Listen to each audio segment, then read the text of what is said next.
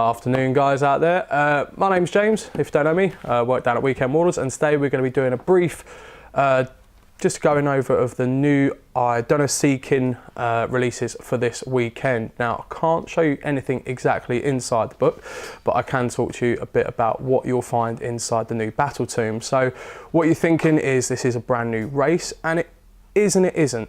So what it tells us in the fluff is just how long the Idoneth have been about for, and it's pretty much since Chaos destroyed the old fantasy world. They're remnants of what was left of the Elven race, and they've hidden in the waters around the various different realms of magic in the world that's then to become Sigmar and the 8 mortal realms.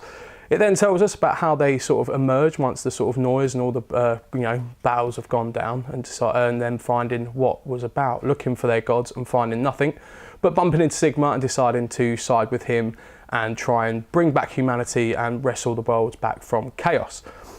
It also does tell us that they had a part in what was to happen to Slaanesh. I'm not going to go too much into it because I don't want to give away all surprises, but if you're really keen to see where Slaanesh is and if we'll ever see him again, it might be something you might want to read into. It then talks to us about the reason for siding with Sigmar, not only to help track down Slaanesh, but to wrestle back souls. Very similar to Dark Elder in the sense of 40k, but for a different reason. They were wrestling back the souls to give power to their own gods, for their own gods to then reimagine the elves in this day and age, and one of the ways they reimagined them was the Seeking.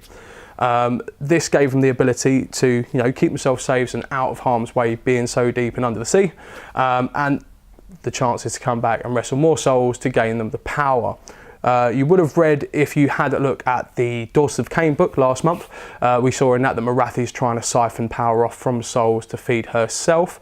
The Seeking may be someone that she could be wrestling souls from, as they're trying to feed Teclis, Telion, and the Elven gods.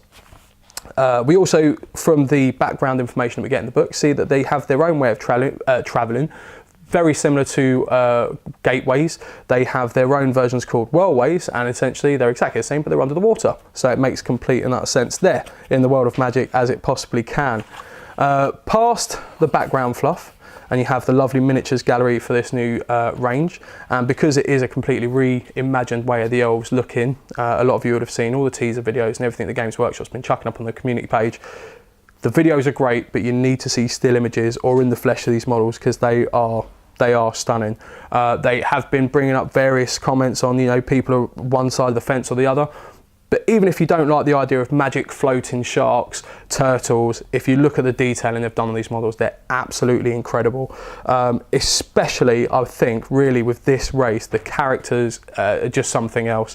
Whether it's from the Eidolons, which are released this weekend, you can make the Eidolon aspect of the sea, or you can even make the spiritual Idoneth Vengeance. Both of them, very small differences in just the way they look in appearance, other than the paint way, but the cape and the ocean look to the cape, should I say, is just absolutely incredible. The various sea creatures and different plant life you see all around on the bases, even down to the thralls, which are your basic core set, again out this week. The sculpting's just beyond unreal. It seems to be a lot of chance for you to really build and sculpt these sort of collections in the way you see fit for how your elves. You might not want them to be straight out the ocean, you might want them to have been up halfway through a battle. Would there be anyone out there who can even make them come out into the snow? Something that could be very interestingly done.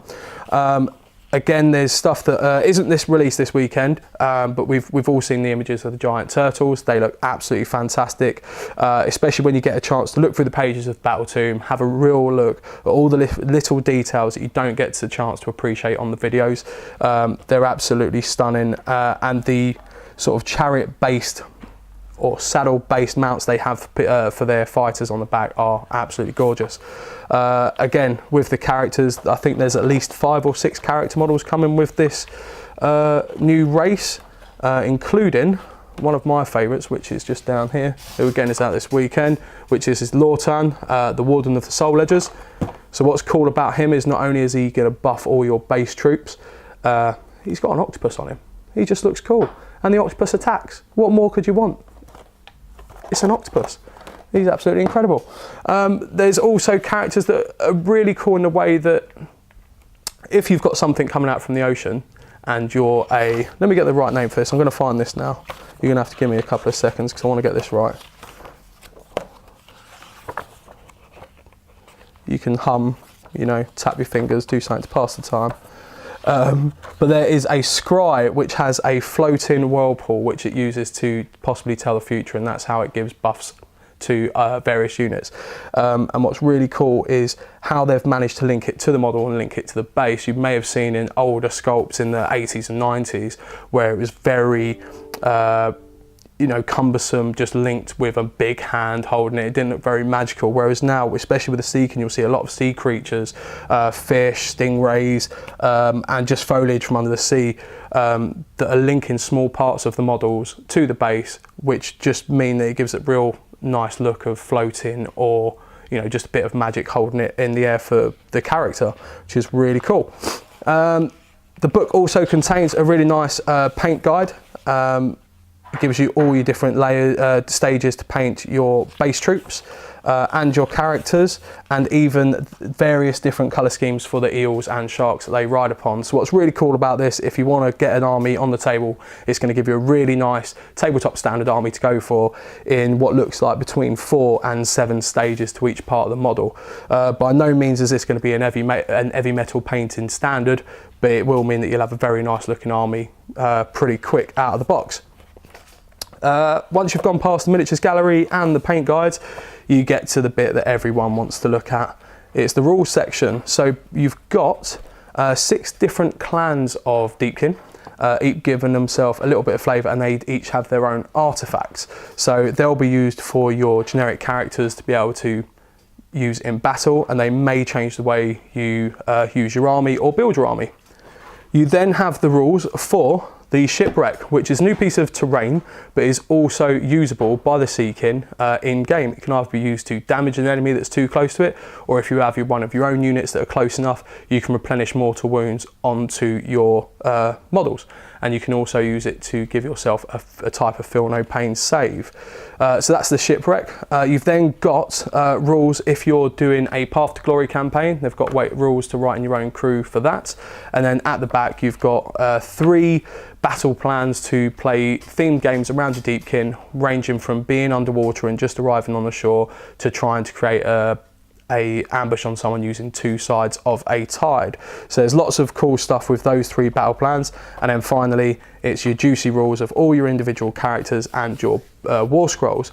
Now there's a few different war scrolls that have different looks to them in the way you'd play your army from heavy attack and various multiple units, but the really interesting one is called the Alliance of Wood and Sea, and that actually is a battalion war scroll for both Deepkin, featuring Sylvaneth. So you've got trees and the elves working together, which is really, really cool, because we haven't seen anything really of wood elves, but this is linking at least the trees to the elves yet again, which is really nice.